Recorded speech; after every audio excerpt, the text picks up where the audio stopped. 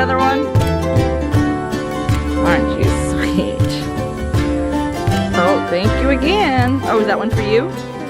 Okay. Let's walk.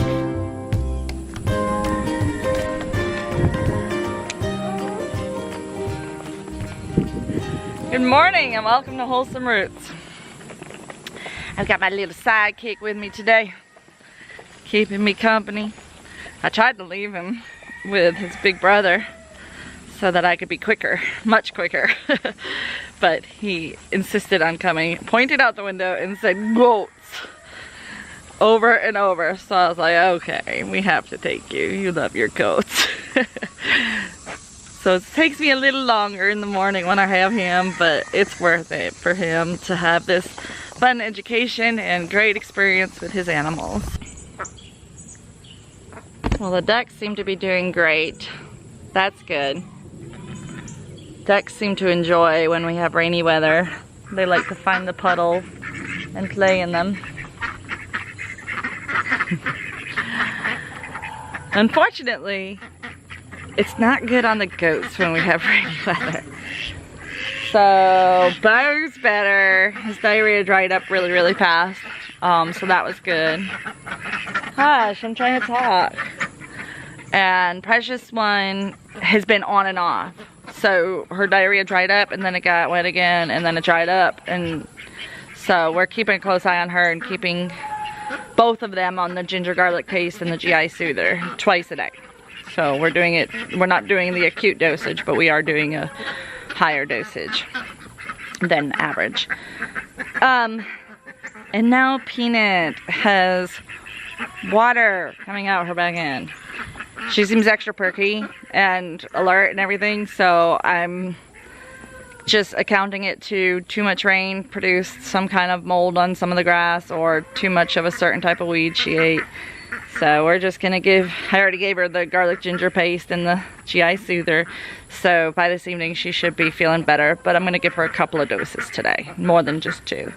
The 2 that are better, I'm continuing to dose to make sure that it clears out of their system, especially because Precious one is younger and she is definitely, you know, she seems like she starts to poop again and then it dries up. So I think the GI soother is really helping with the drying it up. So it's helping keep them from getting dehydrated and it's keeping them healthier through whatever yucky stuff they ate. So we are plugging along as usual. We're learning as we go. And you know, diarrhea in goats can be scary at times, but it can also be pretty common. So we just have to fight through it and do our best to keep it from becoming a situation like a bacterial infection in the rumen or a fever or pneumonia or any of those things, because they have a weakened immune system when they have the diarrhea. So that's what we have to really stay on top of, so we don't have any losses like we did with Spies. And it is a bit stressful because it's scary, because every time somebody has diarrhea you want to just assume that it's going to clear up and they're going to be fine, but there's always that lingering thought in the back of your mind that for some reason something might go bad and you might not be able to get them better. So once you've been through a death like that, that was something that you should have felt like you could handle and should have been able to cure on its own, it makes you much more cautious about any future sicknesses. It's kind of like when Rowan was a baby, he would get really, really, really high fevers, like all the time. And it was like every month he would come with this like 105 fever, 104, 105 for like 5 days straight. And it was terrifying. And the first couple of times it happened to him, I was like going to the emergency room, going to the doctors, like freaking out about it. And he did end up with pneumonia one of those times.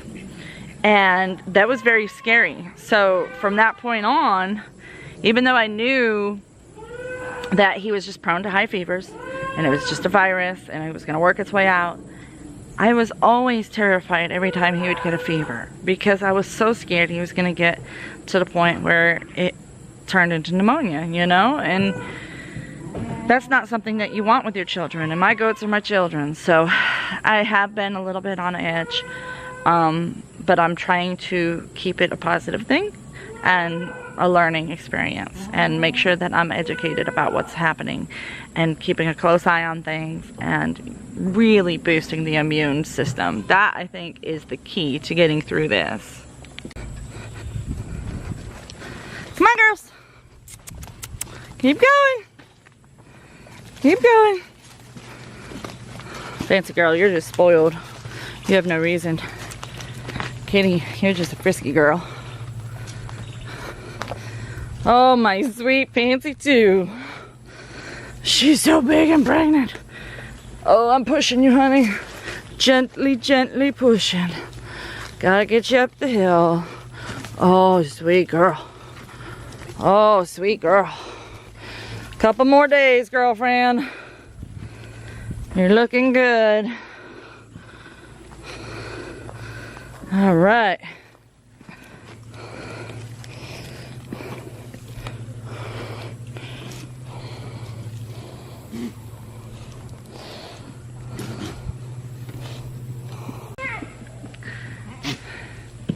I really think one of the most important aspects of homesteading is learning. Learning what is needed before you get an animal, learning what is needed once you have that animal, and the gardens and everything involved in it, canning and fermenting. You're always learning something. None of these things are things you can learn overnight. None of them are things you can learn in school. You really, truly learn by doing. And you must do more and more and more to learn more. And I think it's really important to also educate. Education is so important to me. It always has been since like I was a little kid. I mean, I spent my 20s as a young mom doing volunteer work for the extension office, teaching environmental education to high school students, and thoroughly enjoyed every aspect of it. And I even got really into the Adopt a Stream program to the point where I was teaching adults about how to do stream monitoring. I've always been interested in teaching others, and I've done many classes, many workshops where I led the workshop and taught people things, and it was always a joy to me.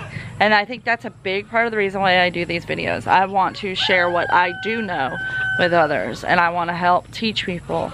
And if there's anything I can do to help another person learn something new or learn more about something that they already know, then I am there. I am all about it. I get excited about it. So I think that's really important in my homestead life, my YouTube life, and my family life. I love to teach the boys more things than they could ever possibly learn in a traditional school environment. They're learning more in their homeschool environment because we live on a farm and because we homestead than most children would ever get to know in their lifetime.